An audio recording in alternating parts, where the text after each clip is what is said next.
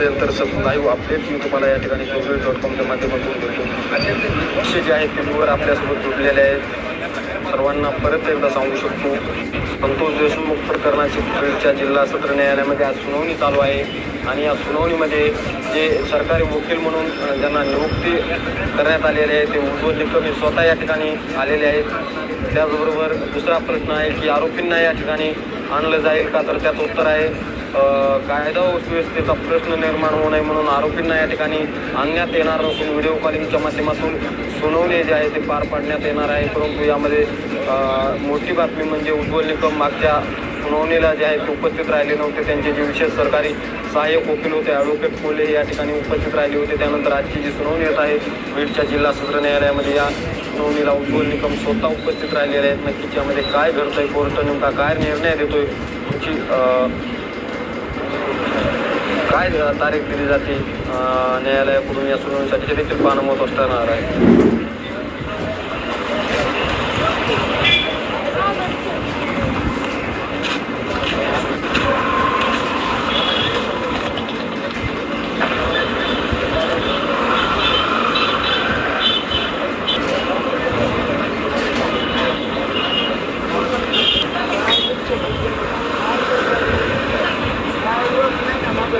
वाल्मिक करारला जे आहे ते अण्णांना केलं जात आहे. नाही, मी जी कमेंट आली होती ती कमेंट वाचल्यामुळे त्यामध्ये कमेंटमध्ये होते की वाल्मिक अण्णांना आणलं गेले का, ती कमेंट वाचली होती आणि बऱ्याच जण या ठिकाणी म्हणतात की वाल्मिक करारला अण्णांना, तर नाही, आरोपींना जे आहे ते आरोपींना कोणीही त्यांना जे आहे ते सन्मान देऊन बोलत नाही. आतापर्यंत बरेच जणांनी लाईव्ह बघितलं असेल मी, नक्कीच या ठिकाणी जे आहे ते अण्णा म्हणलेलं जर पाहायला मिळालं असेल तर नक्कीच त्यांना विचारा. फक्त एक प्रश्न विचारला होता की वाल्मिक अण्णाला आणलं गेले, त्यावर मी म्हणलं की वाल्मिक करारला आणण्यात आलेलं नाही.